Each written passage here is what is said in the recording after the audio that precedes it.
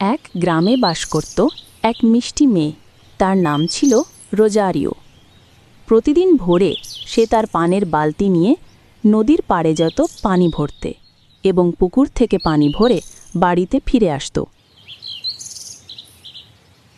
এরপর বাড়ির সব কাজ সে তার নিজ হাতে শেষ করত। সে ছিল অনেক বেশি কর্মঠ। সে তার মা এবং তার দাদার সাথে এই ছোট্ট গ্রামটিতে বাস করত। রোজারিও, বেলা হয়ে গিয়েছে। তোমার দাদা নিশ্চয়ই অনেক বেশি ক্ষুধার্ত।